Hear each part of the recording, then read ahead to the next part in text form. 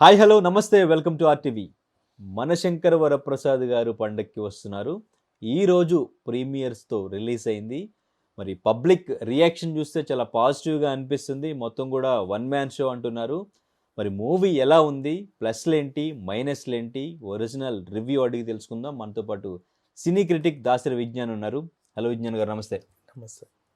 మనశంకర్ వరప్రసాద్ గారు అంటే ట్రైలర్ చూసిన తర్వాత పెద్ద ఎక్స్పెక్టేషన్స్ పెట్టుకోలేదు ఎవరు.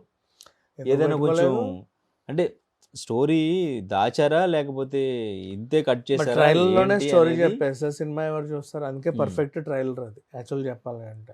Okay, right. సో మీకు ఏమనిపించింది ఈరోజు మూవీ చూసింది? ఇకపోతే మన శివశంకర వరప్రసాద్ గారు సంక్రాంతికి వస్తున్నారు, మొత్తానికి వచ్చేసారు. టైటిల్ పక్కన పెట్టేస్తే ఇది యాక్చువల్గా చెప్పాలంటే అనిల్ రావిపూడి గారి సినిమా. ఎంత కాదనుకున్నా నటీనటులు ఎవరైనా, ప్రొడ్యూసర్ ఎవరైనా, టెక్నీషియన్స్ ఎవరైనా, the captain of the ship is nothing but A director. Anil Ravipudi గారి సినిమా సంక్రాంతికి వచ్చిందంటే సందడి మొత్తం ఆ సినిమా వైపే ఫోకస్ చేస్తూ ఉంటుంది. అది మనము యాక్సెప్ట్ చేయాలి, ఎందుకంటే ఆల్రెడీ మనం ఇన్ని హిట్లు చూస్తున్నాం కదా, కాబట్టి యాక్సెప్ట్ చేయాల్సిందే. ఇకపోతే అనిల్ రావిపూడి గారి సినిమాలో చిరంజీవి గారు అంటే సీనియర్ హీరోలను తీసుకున్నారు ఈసారి. లైక్ చిరంజీవి గారు, అలాగే వెంకటేష్ గారు, అండ్ హీరోయిన్ కూడా సీనియర్గా తీసుకుని నయనతార గారు, అందరికి కలిపిన సినిమా ఇది. ఒకరికి ఇవ్వాల్సిన అవసరం ఏం లేదు. ఇక టైటిల్ రోల్ అంటే ఇక వాళ్ళు కథని మెయిన్గా ఏ ఉద్దేశంతో రాసుకుంటారో దాన్ని బేస్ చేసుకొని టైటిల్ పెడతారు. కాబట్టి చిరంజీవి గారి మెయిన్ క్యారెక్టర్ పైన టైటిల్ అనేది రిలీజ్ అయింది, అంతే, అంతమించి. బట్ ఓవరాల్గా చెప్పాలంటే మనం ప్రమోషన్స్ చూసుకున్నా ఏం చూసుకున్నా ఇది out and out Anil Ravipudi గారి సినిమా.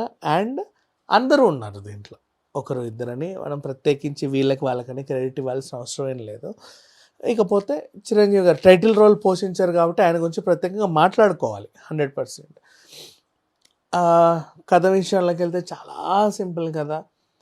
అండ్ అనిల్ రావిపూడి గారి సినిమాలన్నీ కూడా సింపుల్ సింపుల్ సింపుల్ సింపుల్ స్టోరీతోనే ఉంటాయి. బట్ దాంట్లో ఆయన యాడ్ చేసే ఎమోషన్స్ కానీ, కామెడీ టైమింగ్స్ కానీ, ఆయన ఎంచుకునే క్యారెక్టర్స్ కానీ, వాళ్ళకిచ్చే బాడీ లాంగ్వేజెస్ కానీ, వాటి కోసం అంటే అలా ఉంటుందని సినిమా రిలీజ్కి తెలీదు.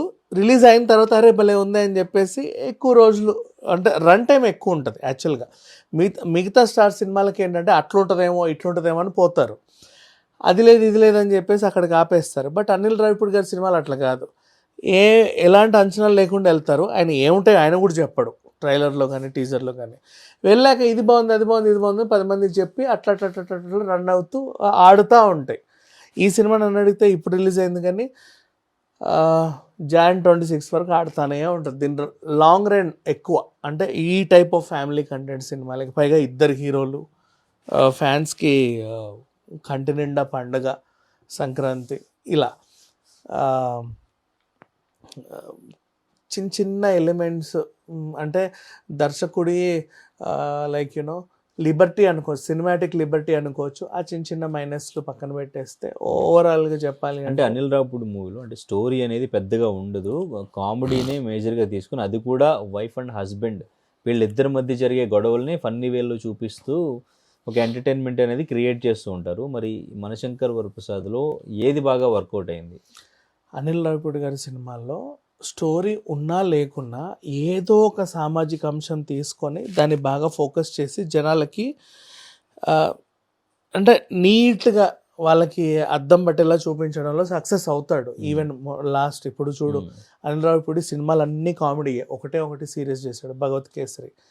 దాంట్లో ఆ చిన్నపిల్లల గురించి చేసిన ఆ ఎలిమెంట్ ఏదైతే ఉందో అందరికి ఎంత బాగా రీచ్ అయింది. అంటే మనం సినిమా 2.5 గంటలు తీసినా ఏదైతే నేను చెప్పాలి అనుకుంటానో అది మాత్రం జనాల్లోకి అట్లా వెళ్ళిపోయేలాగా చెప్పడంలో మాత్రం అనిల్ రావిపూడి గారు సక్సెస్ సాధిస్తారు. ఇందులో కూడా ఇక్కడ ఏంటి స్టోరీ ఏం తీసుకున్నారు, స్టోరీ ఎలా ఉంది? దీని స్టోరీ విషయంలో ఏంటంటే యాక్చువల్గా విడిపోయిన ఒక భార్యాభర్తల్ని కలపడం అనే ఒక చిన్న ఎలిమెంటే అది. కాకపోతే మనం ప్లస్లు మైనస్లు టైంలో నన్ను మళ్ళీ గుర్తు చేయి, అప్పుడు మాట్లాడుకుందాం. బట్ మంచి మెసేజ్ ఓరియంటెడ్, అంతమించి ఇంకేం చెప్పలేము. అంటే ఎవరికైనా సరే ఈ రోజుల్లో పెళ్ళిళ్ళు అయితే సంవత్సరం ఉండట్ల కాపురాలు. అట్లాంటి వాళ్ళు నేర్చుకోవాల్సిన సినిమా ఇది ఇంకా చెప్పాలి అంటే. అండ్ పెద్ద పెద్ద హీరోలతో చెప్పారు కాబట్టి అందరికీ రీచ్ అవుతుంది. ఏదో కొత్త చిన్న హీరోలతో చెప్తే మేబీ రీచ్ అవుద్దో లేదో తెలియదు, కానీ పెద్ద హీరోలతో చెప్పారు కాబట్టి అందరికీ రీచ్ అవుద్ది, చాలా నీట్గా వెళ్ళొద్ది. సో అందరికీ రీచ్ అవ్వాల్సిన ఎలిమెంట్స్ అయితే ఉన్నాయి. ఓకే, ముందుగా ప్లస్లు ఏంటి మూవీలో ప్లేస్లు ఏంటి అంటే, ఫస్ట్ నువ్వు ఎంచుకున్న చాలా సింపుల్ కథల్లో అంత పెద్ద స్టార్లను పెట్టుకోవడం, నెక్స్ట్ దానికి తగ్గట్టు ప్రొడక్షన్ వాల్యూస్, దానికి తగ్గట్టు మంచి మ్యూజిక్, దానికి తగ్గట్టు మంచి రిలీజ్ టైమింగ్ అంటే సంక్రాంతి, ఇవన్నీ సినిమాకి ప్లస్లు అని చెప్పుకోవచ్చు. Okay, right. సో మైనస్లు అంటే ఏం చెప్తారు మీరు? మైనస్లు అంటే ఈ సినిమాకి అంటే పాపం వీళ్ళు క్రియేట్ చేసుకున్న మైనస్లు కాకపోయినా బయట నుంచి వచ్చిన మైనస్లు కొన్ని ఉన్నాయి. ఇక దాని గురించి మాట్లాడాలంటే ఫస్ట్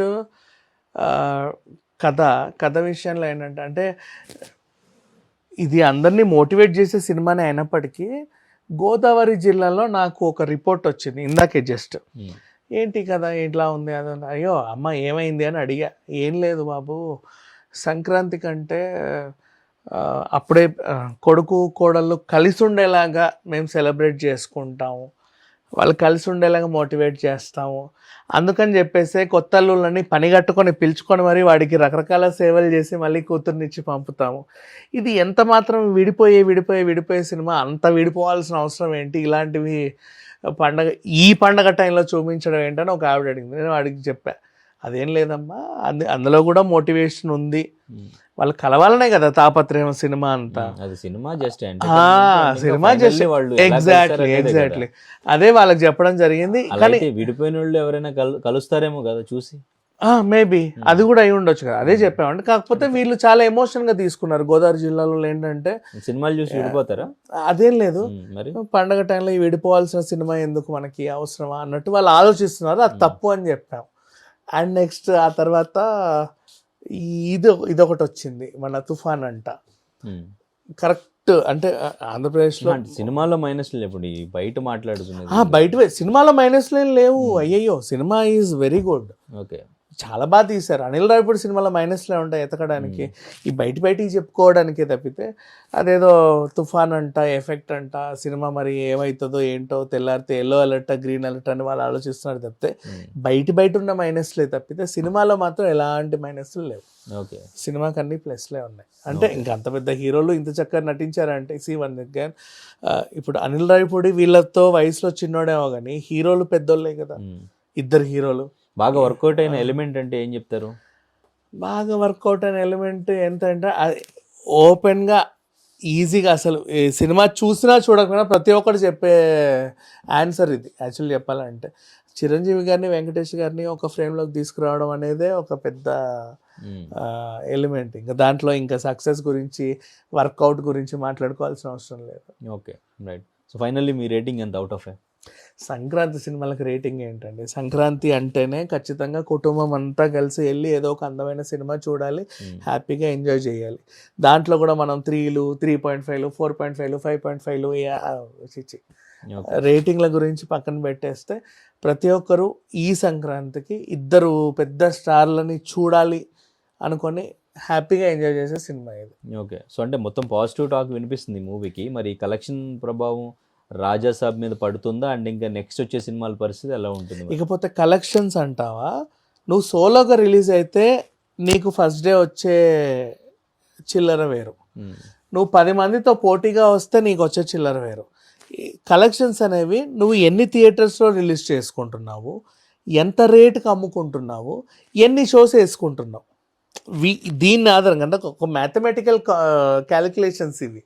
అంతే తప్పితే సినిమాకి దీనికి ఏం సంబంధం లేదు. నువ్వు సోలోగా వస్తే నీకు మొదటి రోజే 1000 కోట్లు రావచ్చు, నువ్వు 100 మందితో కలిసి వస్తే మొదటి రోజు 10 కోట్లే రావచ్చు, లేకపోతే అసలు రాకపోవచ్చు, అది మనం చెప్పలేము. బట్ అంటే depends upon how many theatres you are releasing, how many shows you are releasing, and అలాగే ఎంత రేటుకి అమ్ముకుంటున్నావు, ఎన్ని షోస్కి ఎలా అమ్ముకుంటావు, అది దాని టర్మింగ్ ఎంత, ఎన్ని రోజులు. ఇప్పుడు ఫర్ ఎగ్జాంపుల్ నువ్వు అన్నట్టు రాజాసాబు 10 రోజుల వరకు ఇన్ని షోస్ వేసుకోవచ్చు, ఇంతకు అమ్ముకోవచ్చు అని ఒక జీవో పాస్ అయింది. అట్లా దానికి తగ్గట్టు క్యాలిక్యులేషన్స్ ఉంటాయి తప్పితే ఇలా. ఇప్పుడు ఈ పాజిటివ్ టాక్ రాజాసాబ్ కలెక్షన్ మీద పడుతుందా? చిచి Raja Saab is a horror comedy. ఇటువైపు వచ్చే అవకాశం ఉంటుందేమో కదా మరి, ఎందుకంటే అక్కడ మిక్స్డ్ టాక్ వచ్చింది, ఇక్కడేం పాజిటివ్ టాక్. విషయం చెప్పాలంటే ఈ విషయంలో 2 తెలుగు రాష్ట్రాల్లో Chiranjeevi cinema, Venkatesh cinema, Anil Ravipudi cinema, Nayanthara cinema అంటారేమో కానీ నేషనల్ వైజ్గా గ్లోబల్ వైజ్గా రాజసాబే సక్సెస్. ఎందుకంటే హిందీలో ఈ రోజు వరకు కూడా స్త్రీ, బూల్ బులయ్య ఈ టైప్ ఆఫ్ హారర్ కామెడీకి ఒక సపరేట్ ఫ్యాన్ బేస్ ఉంది.